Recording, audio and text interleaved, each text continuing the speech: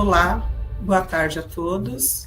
Meu nome é Sandra, sou engenheira técnica comercial na BIDIN e o objetivo dessa apresentação é falar um pouco sobre o muro de solo reforçado, obra do projeto da BR-116 na Bahia.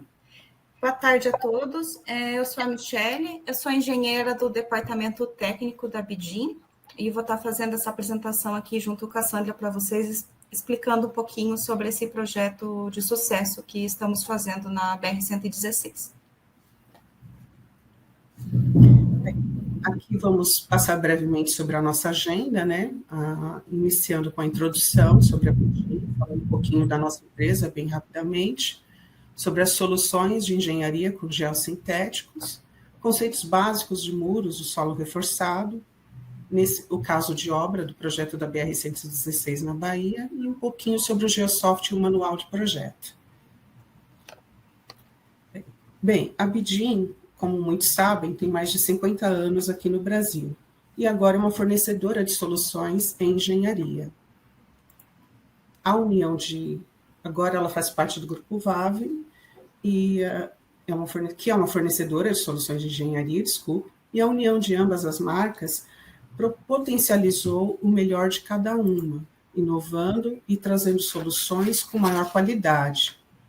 Lembramos que a VAV é uma transformadora de plásticos no mundo, presente em 4 continentes, Europa, Ásia, Oceania, e também Estados Unidos e Canadá, pioneira em tubos e conexões em mais de 40 países, com cerca de 5 plantas de produção na América Latina, sendo uma no Brasil, 2 na Colômbia, 1 no Peru e 1 no México. Somos os maiores fabricantes de geossintéticos na América Latina, com mais de 100 milhões de metros quadrados já instalados. Como somos uma empresa que atua na construção civil, temos a responsabilidade de buscar e desenvolver soluções com menor impacto ambiental e menor emissão de gás carbônico. Dentro do nosso processo construtivo, são reciclados anualmente cerca de 120 milhões de garrafa PET. Agora vamos falar um pouquinho sobre as soluções dos nossos geossintéticos, né? Desculpe, agora entrando. Bom, essas são as nossas soluções aplicadas na infraestrutura, que são os muros em solo reforçado, separação e estabilização, para sistemas de subdrenagem, controle de erosão, reforço nas estradas, além de pavimentação ou recapeamento, e também sistemas de impermeabilização e de impermeabilização de túneis. Como a BIDIN vem crescendo nos últimos anos, temos novos produtos no nosso portfólio de soluções. Além dos geotêxteis não tecidos, o PET, PP, temos hoje os geotêxteis tecidos, geogrelhas tecidas, geogrelhas extrudadas de fibra de vidro, geocélulas, mantos para controle de erosão, o Extradren, que é um gel composto drenante, e as formas flexíveis. Dando sequência, vamos falar um pouquinho sobre os conceitos básicos do muro em solo reforçado. Os muros de solo reforçado com geossintéticos vieram para substituir ou trabalhar em conjunto com soluções tradicionais de engenharia, nas construções de aterros. Antigamente, se utilizava o muro de concreto ou gabião em contenções, devido à necessidade com a necessidade de uma mão de obra qualificada e alto custo de materiais não renováveis, que causava diretamente um impacto no meio ambiente, eles estão sendo substituídos pelos muros de solo reforçado. Falando um pouquinho sobre os muros de concreto, além de ser um muro de gravidade constituído de materiais rígidos que não suportam deformações e precisam ser apoiados numa fundação rasa ou profunda, eles estão sendo agora substituídos justamente porque o muro de solo reforçado, por ser um muro flexível que se adapta às topografias, está sendo implantado com materiais selecionados, sendo um material de aterro, e incluímos nesse material uns reforços com geossintéticos, envelopando o solo de maneira que possa conformar estruturas com inclinação de até 90 graus, que são as estruturas verticais. Por utilizar o material do próprio local e não precisar de mão de obra especializada, os muros de solo reforçado se tornaram uma alternativa, apresentando benefícios construtivos, econômicos, não havendo a necessidade de se fazer uma fundação, que é muito comum no gabião ou mesmo no muro de concreto. Então, essa economia que se tem ao aplicar o solo reforçado é extremamente importante, e isso tem trazido os benefícios e aumentado o número de procura por esse tipo de muro. Mas falando um pouquinho do que é o muro de solo reforçado, né? Eles são muros de contenção constituídos por 2 elementos principais, que é um material de aterro com camadas de solo compactado, que deve ser muito bem escolhido e caracterizado, e de geossintéticos de reforço, onde pode ser feito o envelopamento do aterro e todo o reforço do muro com geotêxteis tecidos, mas também podemos reforçar com geogrelhas ou geocélulas. Um fator importante lembrando que é importante prever um sistema de drenagem ao longo do muro, e também uma proteção de face, que veremos mais para frente. Outra coisa importante é saber qual a altura do muro e a largura da base, ou seja, a sua geometria. Quais são os parâmetros do material de aterro, quais os elementos de reforço, quais são os geossintéticos utilizados, se vai ter um aterro sobre o muro, uma sobrecarga rodoviária, se estaremos confinando o muro num aterro existente, por isso precisamos do parâmetro do solo confinar e uma boa caracterização do material desse aterro. Os muros de solo reforçado, eles podem ser aplicados em duplicação rodoviária, encontro de pontes e viadutos, em mineração para conformar a plataforma, encontros portantes para trabalhar como fundação e contenção, também na construção de aterros verticais ou quase verticais, pouco inclinados, em pistas aéreas para conformação de muros também, estádios ou mesmo em taludes residenciais. Nessa foto, podemos ver um pouquinho do muro executado com solo reforçado, onde é possível visualizar os geotêxteis tecidos e o geocomposto drenante aqui presentes, apoiados no aterro, né? São sobreposições de camadas de geotêxteis tecidos, como vocês podem ver, e na cobertura de fundo com geocomposto drenante, fazendo essa drenagem desse muro. Bem, essa foi uma pequena introdução, né? Agora eu vou passar para a engenheira Michele entrar mais detalhadamente sobre a metodologia e o processo construtivo do muro, dessa obra que foi executada na BR-116, na Bahia. Bom, como a Sandra comentou, né, o nosso sistema de muro em solo reforçado, então ele é formado basicamente pelo envelopamento do solo do aterro, né, utilizando o nosso próprio geotexto tecido, né. Então essa é uma vantagem construtiva e econômica muito grande, porque a gente acaba tendo um sistema cujo faseamento ele tem um custo bem reduzido, né? Visto que o próprio geotexto tecido envelopa aí o solo, né? E a gente vai construindo camadas até chegar à altura final da contenção, né? Agora, falando um pouquinho do projeto, né? Para a gente começar um projeto de muro em solo reforçado, a gente precisa de alguns dados iniciais, né? Então, a gente precisa aí ter o levantamento topográfico da região, né? Então, é muito importante ter a topografia do local e a gente receber essa topografia, né? A implantação geométrica do projeto também, né? Então, se for para uma implantação em rodovia de um solo reforçado, é importante a gente ter as seções geométricas estaca a estaca do muro, né? Da pista da rodovia, no caso onde vai ser implantado o muro, porque com isso a gente consegue definir a altura máxima da contenção e também o comprimento necessário do muro, né? É importante ter definido também qual a inclinação do muro que a gente vai trabalhar. Geralmente, os muros de solo reforçado, a gente trabalha com inclinações de 70 até 90 graus, né? Então, a gente tem que avaliar se a gente vai trabalhar com uma face vertical ou se a gente vai trabalhar com uma inclinação um pouquinho menor, né?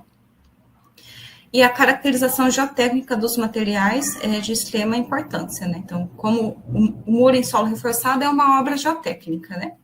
Então, é muito importante a gente ter os ensaios de caracterização do solo de fundação, né? Então, é importante ter sondagens ao longo do alinhamento da contenção para avaliar a presença ou não do nível freático e a resistência e característica dos materiais de fundação, né? E é importante a gente ter bem caracterizado o material que a gente vai utilizar como aterro para a construção do muro, né? Então, se a gente está pensando em reaproveitar, né, fazer um equilíbrio de corte e aterro no nosso projeto de uma rodovia em geral, né, utilizar o material de corte para construir um aterro em solo reforçado, né, um muro em solo reforçado, a gente tem que ter todos os ensaios de caracterização do material para ver se esse material é adequado para essa utilização. No mesmo caso, se a gente for importar esse material de uma jazida, né, então a gente precisa ter granulometria, limites, expansão, ensaio de compactação, né, diversos ensaios para definir se esse material é adequado ou não para a construção do muro. Né? Outro ponto importante também é avaliar, né, quais cargas que vão estar sujeitas ao meu muro. Né? Então, se eu vou ter uma sobrecarga de solo, né, se ele vai ser um muro tipo grade, se ele vai ser um muro tipo pé de talude, se ele vai ser um encontro portante, como a Sandra comentou, ou seja, ele vai receber as cargas oriundas de um viaduto, por exemplo, né? Se ele vai estar sujeito somente a sobrecarga rodoviária, ou se vai estar aplicando alguma sobrecarga concentrada nele, né? Que é a partir desses carregamentos que a gente traça os diagramas de empuxo para a gente avaliar camada a camada da nossa contenção. Existem 4 etapas fundamentais no projeto de um muro em solo reforçado, né?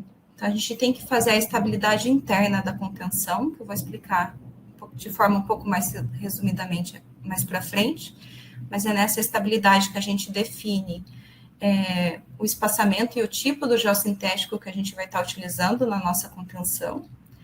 A gente precisa fazer a estabilidade externa do muro, né, ele como uma massa, né, que pode estar sujeita a deslizamento, tombamento, então a gente precisa verificar se ele tem largura de base compatível com sua altura para evitar esses mecanismos de instabilidade externa, né.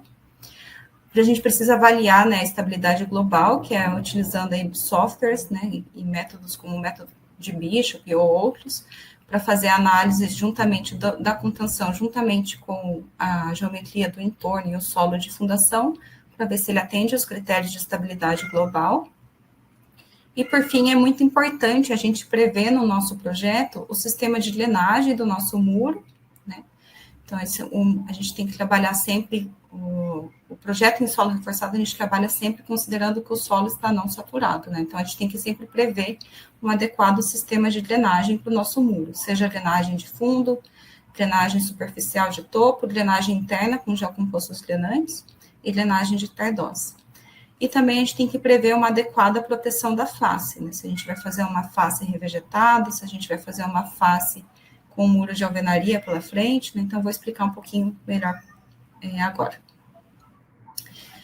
A gente tem a norma brasileira, né, que é a NBR 16920, que ela foi lançada em 2021, que ela agora já engloba muros e taludes em solo reforçado com geossintéticos, né? E na norma, ela nos dá, né, os fatores de segurança mínimos que a gente tem que trabalhar para cada um desses mecanismos que eu comentei, né? Então, a gente sempre se baseia na norma para fazer essas análises de estabilidade, tanto externa, interna, como geral, né? Então, ela dá para cada tipo de mecanismo o fator de segurança mínimo que a gente tem que considerar no projeto. Falando um pouquinho da metodologia de projeto, né? A gente tem, então, uma massa, né? Uma massa de solo, né? Uma massa de aterro compactado, construído quase vertical ou quase vertical, né? E ela vai estar sujeita aí a uma cunha de ruptura preferencial, né? Existem diversas metodologias, né, propostas por diferentes autores para a gente fazer o cálculo, né, a análise dessa cunha de ruptura e o cálculo de estabilidade interna do muro, né? Aqui, em geral, a gente gosta de trabalhar com a cunha de ruptura preferencial de Rankine, né, que ela está prevista aí, que prevê que a cunha de ruptura preferencial tem uma inclinação de 45 graus mais o ângulo de atrito do solo do aterro dividido por 2, né? Então, essa superfície traçada em vermelho, né? Então, a gente tem uma massa de solo com essa cunha de ruptura potencial, né? E se a gente não faz a inclusão de nenhum tipo de elemento de reforço, né, o solo não é resistente à tração, né? Então, a partir dessa cunha de ruptura preferencial, a gente tem a tendência de ocorrer um deslizamento, né, uma ruptura ao longo dessa cunha, né. Então, para evitar que isso ocorra, é necessário, então, a gente incluir elementos de reforço resistentes à tração, né, que vai evitar, então, que ocorra a ruptura com base nesse mecanismo descrito, né. Por isso que nos solos reforçados a gente coloca camadas, né, um espaçamento aí variando de 40 a 60 centímetros, de geossintéticos, né, de geotêxteis, de grelhas, de tal forma que ele reforce o aterro, né, e permita a gente construir essas contenções verticais, né.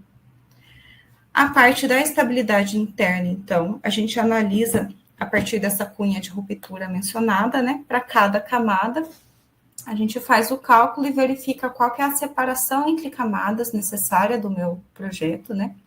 Então, por aspectos construtivos e de dimensionamento, essa separação entre camadas, né, ou seja, essa distância entre camadas de geotêxteis aqui, a gente trabalha com valores aí de 40 a 60 centímetros, em geral, no projeto, né. Então, a cada 40 ou 60 centímetros, a gente faz a inclusão aí de um geotexto ou uma geogrelha para fazer o reforço da nossa contenção, né. A partir dessa cunha de ruptura também, a gente separa a base do geotexto, né, numa parte de comprimento de ancoragem e numa parte de comprimento ativo, onde pode acontecer a ruptura, né.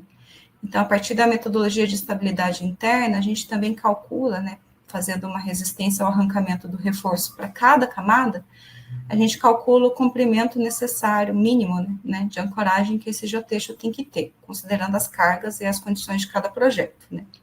Então, esse é um valor que a gente calcula aí também na estabilidade interna. Então, esse comprimento de ancoragem está relacionado também, a partir dele que depois a gente define o comprimento total da base do muro, né.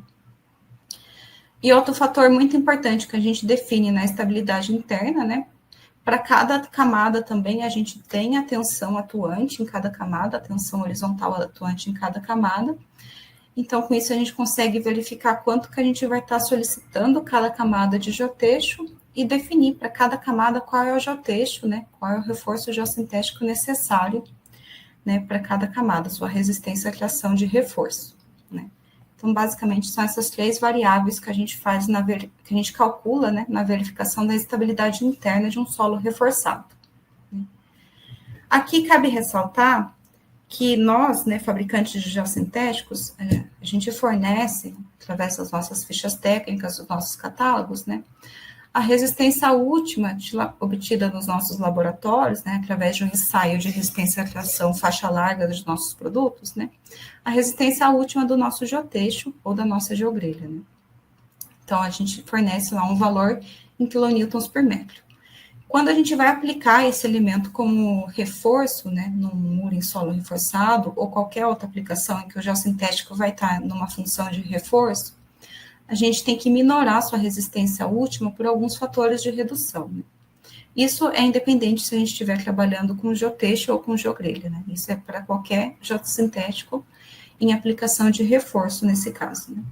Então, a gente tem que considerar que, por ser um elemento polimérico, né, que vai estar sujeito a uma carga constante ao longo do tempo, né, ele vai estar sujeito aí à fluência do material, né, ao creep. Então, a gente tem que colocar um fator de redução por fluência desse material. E a gente tem que colocar fatores de redução com relação à degradação química e ambiental, né. Então, vai depender muito da condição que a gente vai estar aplicando o nosso geossintético, né, isso varia muito de obra para obra. E também um fator de redução prevendo alguns possíveis danos de instalação ao longo da construção.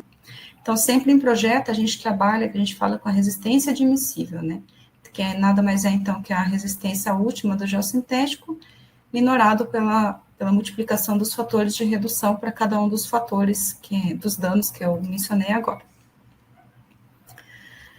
Falando um pouquinho da estabilidade externa de um muro em solo reforçado, né, então, na estabilidade externa, a gente considera o muro em solo reforçado como um muro de gravidade, né? Então, é uma massa de solo, que ela pode estar sujeita aí ao deslizamento, né? Então, por isso é muito importante a gente ter a correta caracterização do material de fundação, né? Então, a gente vai ter aqui uma carga atuando no tardós da contenção, que pode gerar um deslizamento da contenção pela base aqui, em contato com o solo de fundação. Se a contenção também tiver com uma base muito pequena para a altura máxima do muro, né, também pode acontecer um mecanismo aí de tombamento, né? Então, eu tenho aqui uma carga aplicada no tardós.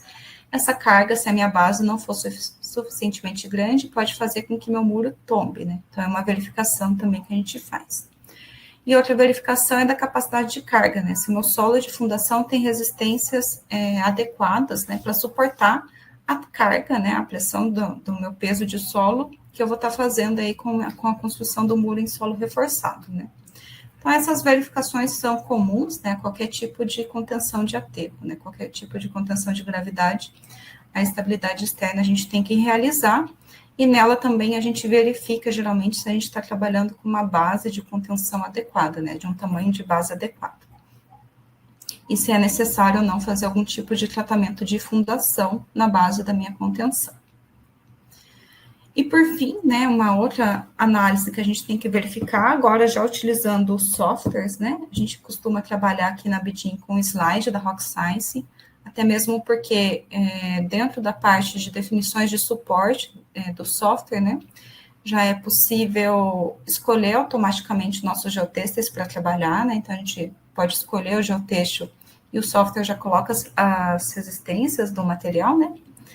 Então, a gente precisa analisar a partir desse software, né, em métodos de equilíbrio limite, fazer uma análise da estabilidade global da contenção, né. Isso é uma análise muito importante, principalmente em situações que a gente tem um solo mole na fundação, ou que a gente tem situações aí de meia encosta, né, onde a gente considera não só as condições do muro, mas a condição do entorno como um todo, para garantir um fator de segurança adequado contra esse mecanismo de ruptura.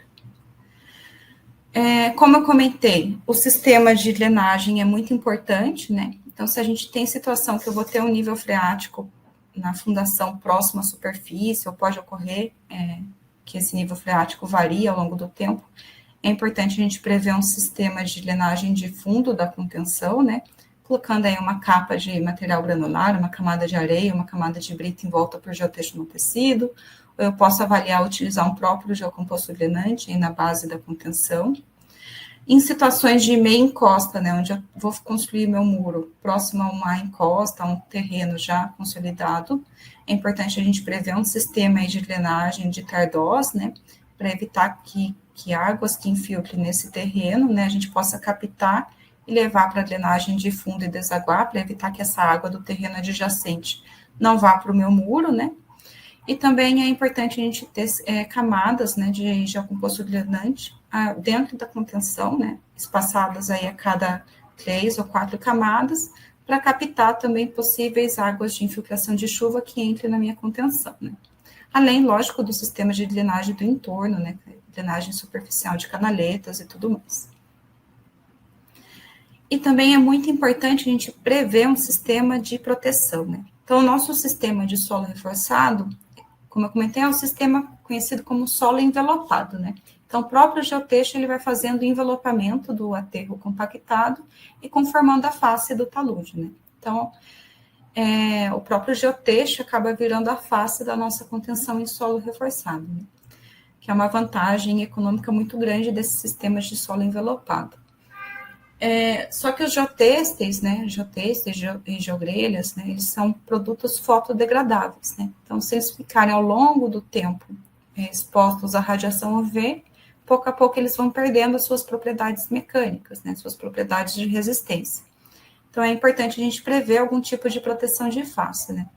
Existem diversos tipos que a gente pode utilizar, os mais comuns que a gente mais especifica é a utilização de mantos permanentes para controle de erosão, que são esses mantos poliméricos que vocês podem ver aqui, associados a uma camada de solo orgânico, né, com sementes que a gente coloca por baixo do manto, o que faz com que depois possa ser revegetado, né, toda essa contenção, né, toda essa face da contenção, integrando aí o solo reforçado com o entorno, né. Então, é uma das soluções que a gente mais especifica. A gente também pode fazer um jateamento de concreto projetado pela face da contenção, formando aí uma face em concreto projetado, ou no caso dessa foto que eles optaram de fazer um muro de alvenaria, né? Então, é um muro de alvenaria totalmente independente, ele não recebe as cargas advindas do nosso solo reforçado, né? Como eu comentei, o que forma a face do solo reforçado é o próprio geotexto, né?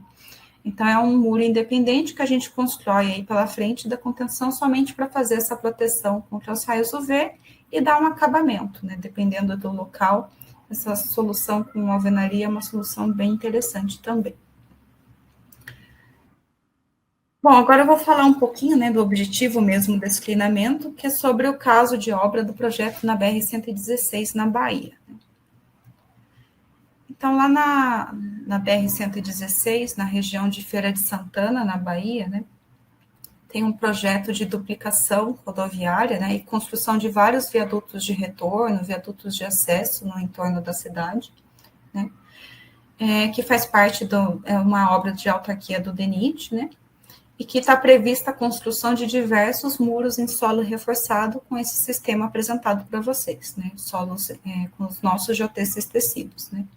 Então, aqui eu vou apresentar um pouquinho do muro, que é o muro próximo ao viaduto de acesso da Universidade Estadual de Feira de Santana, né? Que a gente pode ver nessa foto.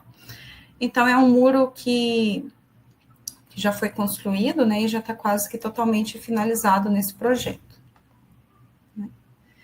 Esse muro, ele é um muro do tipo pé de talude, né? Ou seja, né, para fazer a duplicação e fazer esses dois viadutos de retorno, né? Pode ver aqui que são dois viadutos de retorno aqui no muro, né? Para fazer a construção desses dois viadutos de retorno, eles tinham que vencer um desnível máximo de 8 metros, então eles optaram por fazer, né? O cliente optou em fazer um muro do tipo pé de talude, já que não dava para ele liberar o aterro em sua totalidade, porque senão ia invadir a pista lateral, as marginais que eles estavam prevendo, né? Então, eles optaram por fazer uma construção do tipo pé de talude, em que a altura máxima da contenção em solo reforçado tem 4,80 metros, mas o desnível máximo tem cerca de 8 metros, né? Esse muro de contenção, na parte em solo reforçado, ele tem uma inclinação de 80 graus, e o comprimento total desses muros, né, é de cerca de 450 metros, né, subdivididos aqui em 3 trechos, né. Então, a gente vê aqui a construção do muro de acesso antes de um viaduto, um muro de contenção entre viadutos, e aqui continua com outro muro de contenção, né. Então, o somatório dessa extensão é de aproximadamente 450 metros, com muro em ambos os lados, né? Então, nos dois lados tem muro de solo reforçado com os nossos geotextos tecidos. Falando um pouquinho das condições de implantação dessa obra, né, e da caracterização dos materiais, né? Então, ao longo de todo o trecho do alinhamento da contenção, né, tanto para a construção do muro quanto para a construção do aterro, foram feitas diversas sondagens, né? Então, a gente tinha uma caracterização bem definida do material de fundação, né? Então, em conjunto com o projetista, a gente avaliou que o solo de fundação, ele tinha um NSPT médio para cima de 10 golpes, né? Era um solo bem competente, na grande maioria formada aí por areia fina média ou siltes arenosos, né? Então, a gente não tinha um problema, né? Não foi necessário prever um reforço desse solo de fundação, porque as cargas oriundas do muro, esse solo de fundação aguentaria sem menores problemas, né? Outro aspecto importante que foi identificado nas sondagens é que o nível d'água foi identificado a profundidades muito grandes, né, nas sondagens, né? Então, as sondagens indicavam que o nível d'água estava para mais de 9, 10 metros de profundidade, né, da base da contenção. Então, com isso, a gente também não preveu, né, nesse sistema, um sistema de drenagem da base da contenção, visto que não ia ter a necessidade, né? Já que o nível da água da sondagem estava numa profundidade muito grande, e já também que o muro ia subir aqui junto com o aterro de entorno, né, para formar as pistas, né, então não ia ser necessário um sistema de drenagem de tardós também, né. Então, como não tinha um sistema de drenagem de tardós do muro, não era necessário prever um sistema de drenagem no fundo para captar essa água, né. Então, isso foi uma vantagem construtiva muito grande, né? O solo utilizado para a construção do aterro foi caracterizado, né? A norma brasileira de solo reforçado, ela dá no seu anexo A, se eu não me engano, algumas diretrizes, né, de parâmetros de referência que o solo, né, de parâmetros de caracterização, né, de granulometria, índice de plasticidade, que os solos têm que ter para serem adequados para a construção de um solo reforçado, né? Então, foi feita toda a caracterização desse solo, foi um solo importado de jazida, né? Já que nessa obra a gente não tinha cortes expressivos para tentar reaproveitar esse material de corte. Então, a construtora, né, importou todo esse solo de jazida, foi feito ensaio de caracterização e ele foi considerado adequado para a construção do solo reforçado, né? Então, com base nas sondagens e no ensaio de caracterização do material do aterro, foram definidos alguns parâmetros geotécnicos, né, que foram adotados nas análises de estabilidade interna e externa da contenção, tanto para o solo reforçado, quanto para o aterro compactado, que está no tardós do solo reforçado, e também para o material de fundação, que estava diretamente em contato aí com a base da nossa contenção. O nosso muro, como eu comentei, ele tem uma altura máxima de 4,80 metros, né? Então, a gente dividiu ele em duas seções tipos para fazer uma análise de estabilidade interna, né? Então, a gente definiu uma seção tipo com altura máxima de 3,20 metros e largura de base de 3 metros, e uma segunda seção tipo de 4,80 metros e uma largura de base de 4 metros, né? Em geral, a gente sempre tenta estabelecer que a largura da base com relação à altura da contenção esteja em algo em torno de 70% a 80%, né?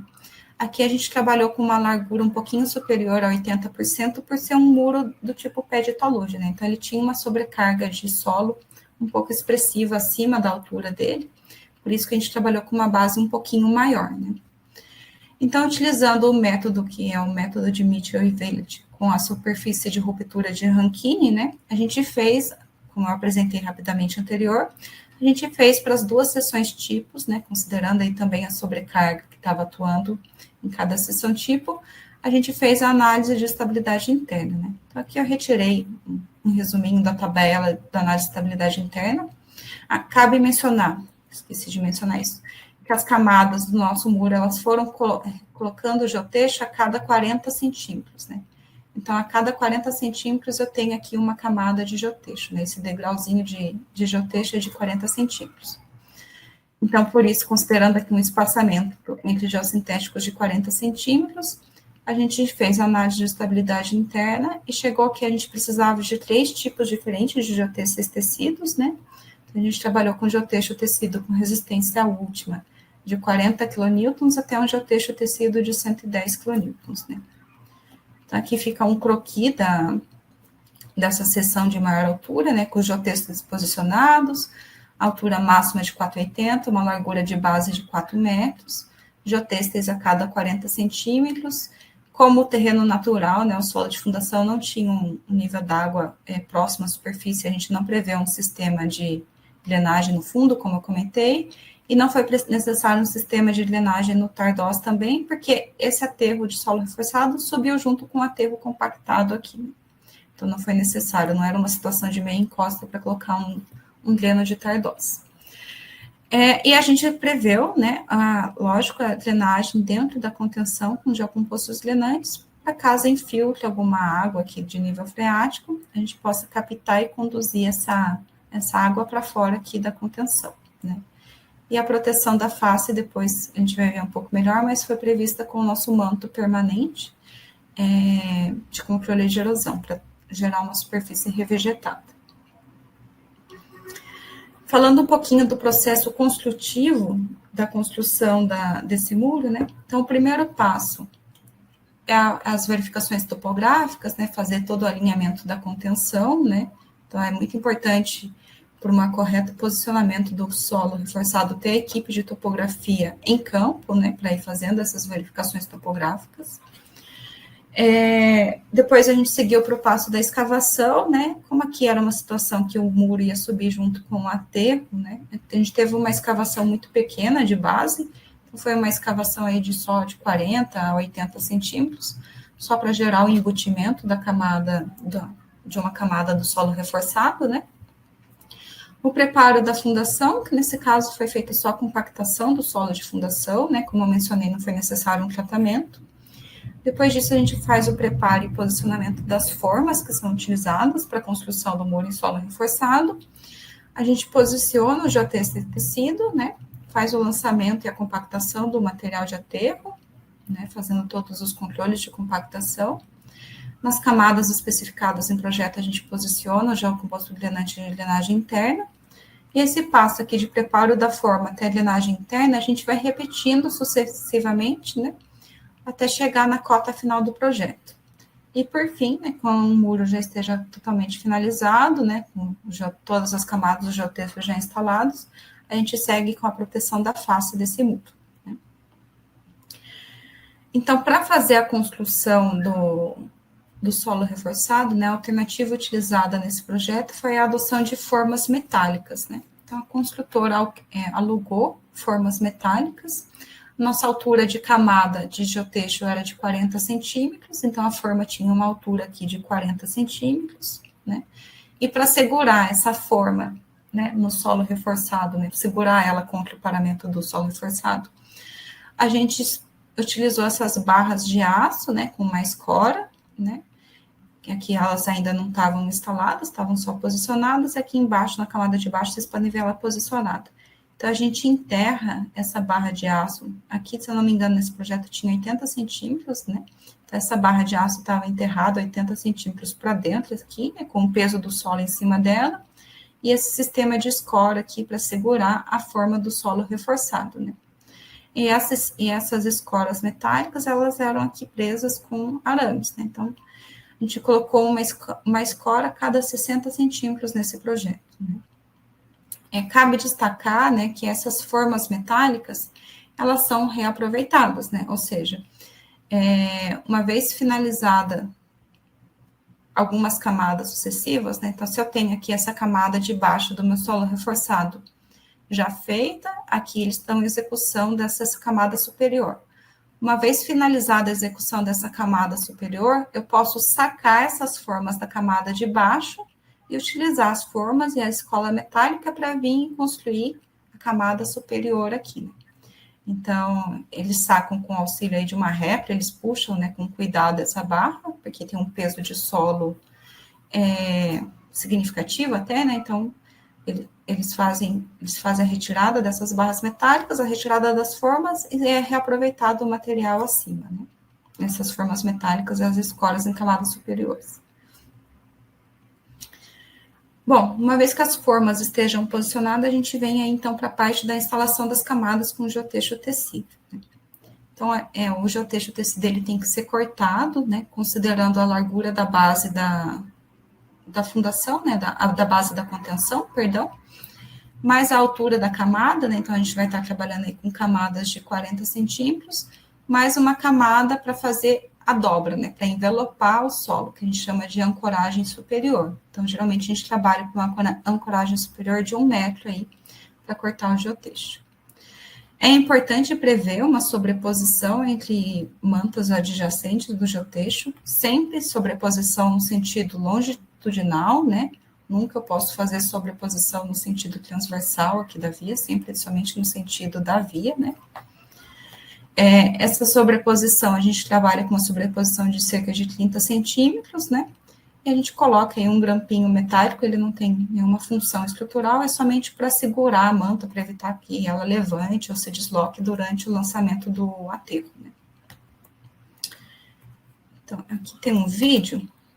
Então, aqui a gente pode ver eles posicionando o geotexto, né? Aqui as formas. Aqui ele estava medindo, então, que essa camada que ele está medindo, nesse projeto, tinha que ter 1,40 m, porque era 40 centímetros aqui da altura da forma, mais 1 metro para eu vir e dobrar esse geotexto depois que o meu solo já estivesse compactado, né? Então, a gente vai fazendo esse posicionamento camada por camada, né, do geotexto.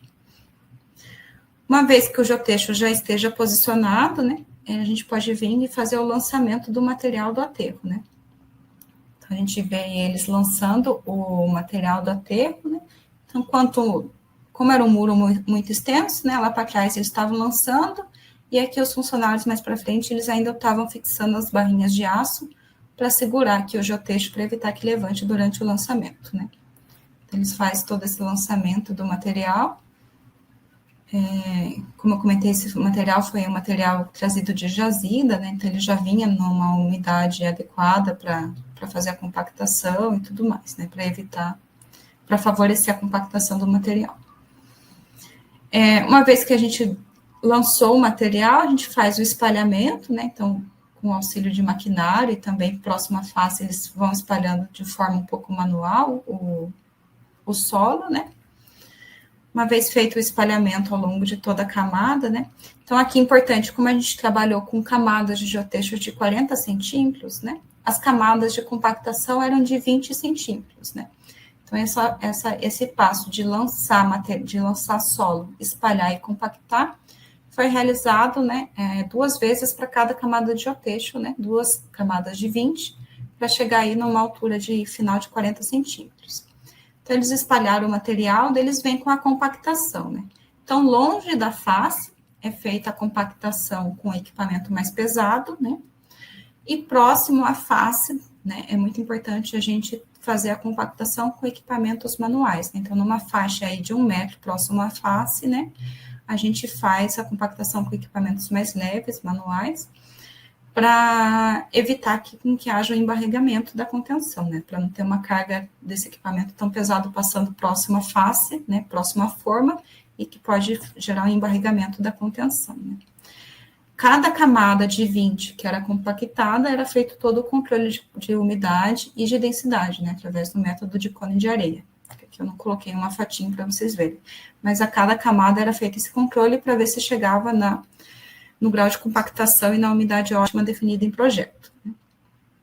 Então, aqui, como eu comentei, esse passo a passo, então, ele era feito camada por camada, né? Então, vai colocando a forma e lançando, espalhando e compactando o material camada por camada, né? Fazendo aí depois o reaproveitamento das formas também, né?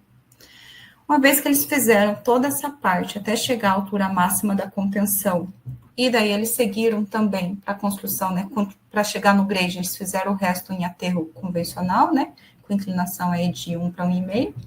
Uma vez finalizada essa etapa de terraplenagem, eles fizeram, a gente previu uma canaleta de drenagem no topo da contenção, para pegar essa água superficial que ia escorrer aqui no talude, né, e daí a gente ancorou o manto de controle de erosão embaixo dessa canaleta de drenagem, né? Então a própria canaleta já ajudou para segurar o manto. Esse manto também, ao longo da face da contenção, ele é fixado com alguns grampos metálicos pequenos também.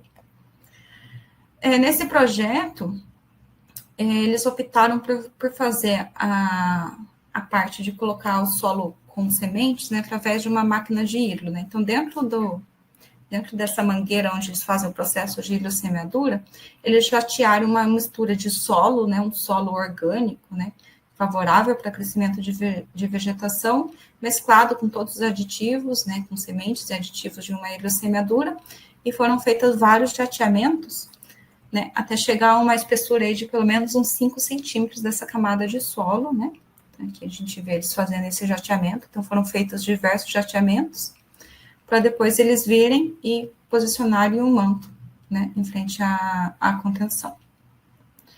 Aqui eu vou mostrar algumas fotos da obra durante a execução. Então, aqui a gente vê que eles já desceram o manto, né? Aqui eles ainda não tinham descido, ainda não tinha feito o pavimento, não tinha plantado a hidro aqui no talude superior. Aqui é um pouquinho mais de foto durante a execução. Aqui a gente vê que já começou a pegar a vegetação nos taludes e no entorno, né? Nas camadas iniciais. E aqui é um vídeo, até que é o agradecimento da construtora que nos enviou esse vídeo. Então, eu vou compartilhar esse vídeo com vocês, que mostra um pouquinho mais do passo a passo da construção. Então, a gente vê aí eles fazendo o espalhamento do material, né? Como eu comentei, uma das etapas. Depois, espalhando o aterro compactado ao longo de toda a extensão da contenção. Aqui o muro já estava, né, com uma altura um pouco maior, a gente vê pela diferença de nível. Aqui mostrando um pouquinho da estrutura, né? Esse viaduto era um viaduto pequeno, né? Que era só de retorno, era um viaduto com estrutura caixão, né? Independente do solo reforçado. Aqui eles já estavam escavando para fazer a construção da canaleta de concreto, né? E aqui a gente vê eles começando a pavimentação, né? Lá no começo do muro. E seguindo aí, mostrando uma vista aérea da contenção, né? Então, de um lado começando a pavimentação e na outra parte ainda terminando a terraplenagem da contenção.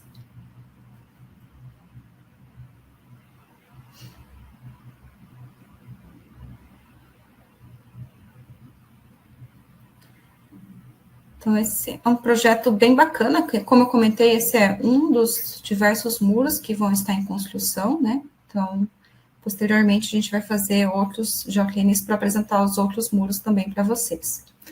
Agora a Sandra vai apresentar, para finalizar, um pouquinho das nossas ferramentas de projeto, né, que a gente disponibiliza para os nossos clientes, e depois a gente deixa um tempinho para as perguntas.